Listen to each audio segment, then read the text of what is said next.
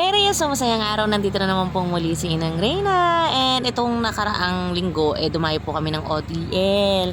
ODL po sa Francisco Tagaytay. And yes, so hindi man po akong pinakamalakas na player. Sa pagkakaalam ko, yung suportahan ka ng mga taong mahal mo, ayun, yun, sumakses ka na doon, di ba? Tama ako, di ba? Sa mga oras na tayo, nagwa-warm up na kami kasi may kalaban na nga po kami dyan. And panalo yung kalaban namin.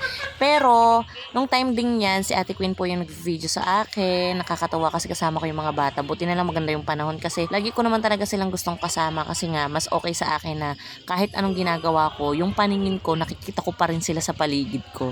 Ganon, ewan ko ba, basta nasanay na ako na lagi ko silang kasama.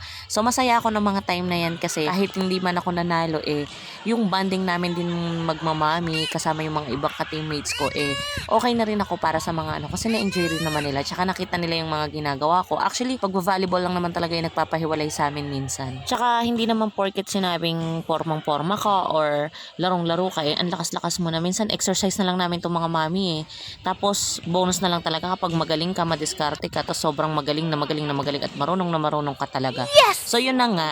Kaming mga mami naman kasi ito na lang yung pinaka-workout ba namin sa dami ng trabaho sa buong araw. Tapos, yung isang beses sa isang linggo ka lang makapaglaro. Di ba? Sobrang enjoy. So, yun na nga yung mga ka-teammates ko, di ba? Wala na silang ginawa kundi it's either asarin or laruin yung mga anak ko.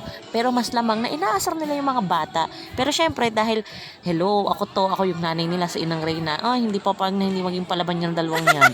So, ito na nga. Diyos ko po. Pag hindi ka naman talaga sinaswerte at magkaroon ka ng ganitong asawa. Bale, nung mga oras talagang yon, nung bago mag-lunch, nagpa-order na kami sa McDo. Pero yung asawa ko nag-chat, magdadala daw siya ng pagkain. Kasi para hindi na raw ako masyadong gumastos at hindi mabawas yung binigay niyang pera. Oh my God. Yan, kakainis ka. Saya-saya. Okay na to. Bye-bye. Love you. Aray. Bye-bye.